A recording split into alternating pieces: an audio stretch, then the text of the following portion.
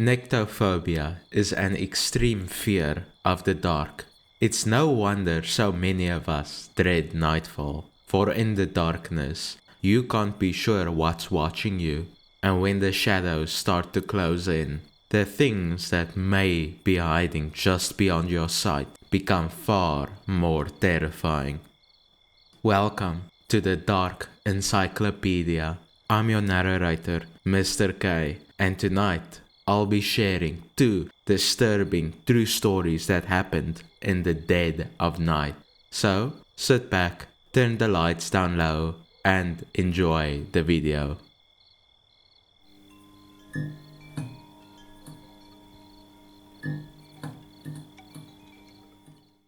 Okay, so little backstory here. Yesterday, my dad asked me to go with him to the hospital because he forgot some of his stuff in his office or whatever. And it was like around 10 p.m. My dad is an intern in a hospital. The hospital was a building for different departments, like one for heart disease, one for lung issues, etc. My dad wanted to speak to the head of the department. I don't know what department though. Just a little chit chat on basic stuff, but in order to reach him, we had to go through building J9 or something like that, I think. And from J9, we go to the head department. So we went into J9, basically an unfinished building that is abandoned for now and is in construction, I believe, or maybe never will be constructed, just in its current state. We went in and it was pitch black. My dad got his phone flashlight and we walked and walked. While walking in the pitch black, we saw a guy walking towards us. He looked Indian, kind of. He had a beard that was extremely long. He had very long hair that was sitting upwards, only on the 2 sides, and in the middle there was no hair. The man was walking and just staring at us without saying a word. My dad said, "Hey, can you turn the lights on here?" My dad guessed he worked at the building and asked him to turn on the lights since it was pitch black. The man just stared and went into the elevator in the building. My dad was confused but didn't think much about it. Then we went to the head department and stayed there for like 30 minutes because he and my dad spoke about random things. After that, my dad wanted to go to his office or whatever it's called to get the stuff he forgot. And the fastest way was to go through the elevator in J9. The elevator that man we encountered went on. We pressed the button for the elevator, and the elevator arrived, only to our surprise, the man we encountered was in the elevator still, 30 minutes after he went in there the first time. He was just there. We got in the elevator and pressed my dad's office floor. The man was just staring at me and at my dad back and forth. Without speaking, I just side-eyed my dad like, why is this dude staring at us like that? And suddenly the elevator stopped working. My dad called the head department and said, "Hey, the elevator stopped working on us." They said just press the emergency button, it should work. My dad also asked them, "Who is this guy working in J9? I talked to him and he hasn't said a word, and he's just staring at me and my son in the elevator now." The head department was confused and said, "No one works at J9. My dad just said, "Alright," he didn't think much of it. My dad told me to press the emergency button. The dude was standing in front of the button, so I had to press the emergency button behind him. I had to lean my hand behind him to kind of press the emergency button. My dad started waving to the dude and said, "You okay?" The dude just stared back and forth at me, then my dad, me, then my dad. After 5 seconds, the elevator arrived to my dad's floor. We got out of the elevator and the guy was still in the elevator.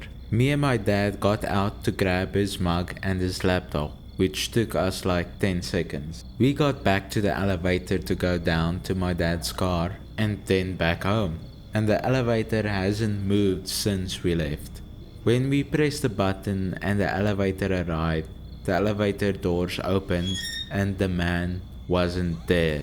I started freaking out on where he was and couldn't process on how he wasn't there because the elevator didn't move.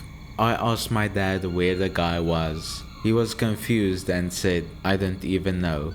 We went down and back to our car and didn't see him ever again.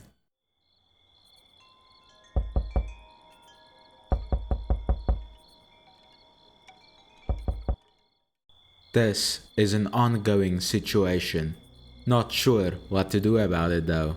My house sits fairly far back from the road, around 150 feet roughly, maybe a little more. Between the entrance to my driveway and the front porch, I have 3 vehicles parked that would obscure the view from anyone walking or driving by. I live in the country, on a side of the road with no roads or anything along it or nearby. So somebody getting lost, looking for an address or something out here is unlikely. There's really no reason to be here at all, unless you know someone, and while the roads are a couple of miles long, there's only 6 houses on it because it's an agricultural area with wide gaps between neighborhoods. No streetlights, literally almost pitch black out here at night. Almost a week ago, I was waiting for the mom of the boy I babysat for to come pick him up. It was still pretty light out, was about 7 p.m, so it was just starting to get dimmer outside. When the kid's mom came to get him, she and I were talking outside the car for a minute while he was finishing a match on Apex when we both heard a noise that sounded like someone trying to stifle a cough from in the kiwi orchard bordering my house. I thought it was her kid because he tries to jump scare me all the time lately, despite stuff not exactly being in his wheelhouse. So, coughing or laughing when he's setting up to try and get me and giving away his position is a common thing. So, I paid exactly 0 attention to it. A couple of minutes later, he came flying out of my front door and then they left. I didn't even realize until later that was weird because who was coughing in the orchard? But at the time it just, didn't even register. Later that night I was sitting outside on my front porch smoking. It was sometime between midnight and 1 a.m. My lighter was dead, so I lit my cigarette in the house on my stove, then ran outside with it. I was sitting with my back to the road smoking. I had no porch lights on. My phone was on the dimmest screen setting because I didn't want to entice the mosquitoes. About halfway through smoking, a man spoke up from somewhere near me and asked if he could have a cigarette. It surprised me so much, I just froze. Literally though, an ad had popped up in the background tab on my phone or something, and then he said it again, so I turned around and he was right behind me. This dude was tall, like really tall, somewhere between 6'3" and 6'6"-ish. Beard, long hair, barefoot, wearing maybe blue or grey pants, no shirt, and a long ass coat or robe. Kind of hard to tell in the dark even though I had turned on my phone flashlight, and he was 5 or 6 feet away from me at the most, like 2 steps, and he could have had his hands on me. I didn't know what to do or say, like my heart was pounding, so I just pulled out my pack, and when he started to step forward I said, "No, stop, you don't need to do that here," and I just tossed him the whole thing. When I told him to stop, he did, but like weird. He stopped and put his hands up to chest height, palms out, and said that was a good idea to toss it, and then he just stood there for a second. I literally didn't even know what to say, and before I had the chance to, the weird guy backed away, like he walked backwards, back towards the road, to where I could no longer see him. I didn't hear footsteps after that, so I don't know if he had kept walking or just stopped. I also had no clue how the hell he got so close to me, or where he came from, or how he even knew I was smoking unless he was nearby enough to smell it or something. Because it's not like he heard me light it, I lit it inside, or how I've never seen him around. I have heard noises around my house every single night since. Not like right up on my house or where my cameras would catch him, but like noises in the orchard, near the channel, and too close for comfort. I'm not sure what to do. I asked the sheriff to patrol out here if they could, but they're almost never out this way, and I can't exactly report him if I don't know where he is, or if he's done anything to be reported for. It creeped me out, and I have a weird feeling about the dude, but I don't know what I can really do about it. If this video sent chills down your spine, make sure to subscribe and hit that bell icon. That way you won't miss any of our future horror explorations. Have your own unsettling story to tell?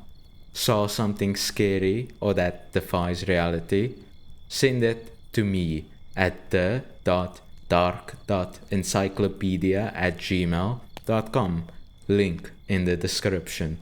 Until next time, keep your lanterns lit, your eyes on the shadows, and remember, the truth is out there.